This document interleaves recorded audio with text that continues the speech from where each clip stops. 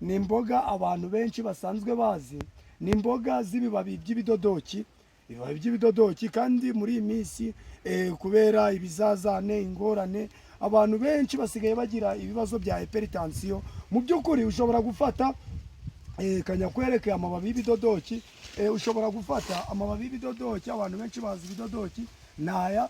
Ushobora gufata amababi y'ibidodoki nibura 5 kugeza ku 8, ukayatogosa ntashe neza, noneho ukanywa ayo mazi watogoshejemo izo mboga ariko zitari zasha neza.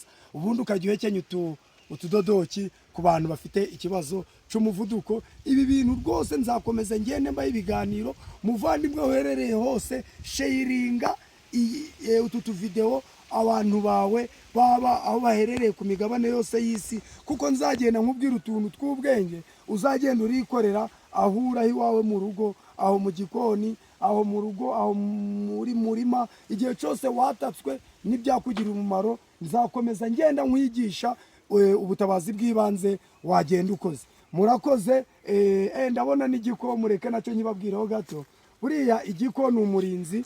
Abantu benshi barakwiye gutera ibiko murakwiye kubitera aho iwanyu mutuye, murakwiye gutera igiko, kuko ahantu hari igiko ntabwo inkuba ijya ihakubita. Ibintu byose utu tuntu tw'ubwenge mujye mutumenya kugira ngo musobanukirwe. Uzagira ikibazo ajya ahamagara nimero yanjye 0788 28 14 8 73. Turakomeza tubaha ibiganiro. Sangiza abandi izi nkuru, ukore subscribe, share ndetse na comment. Murakoze, ngaho mugire igicamunsi cyiza.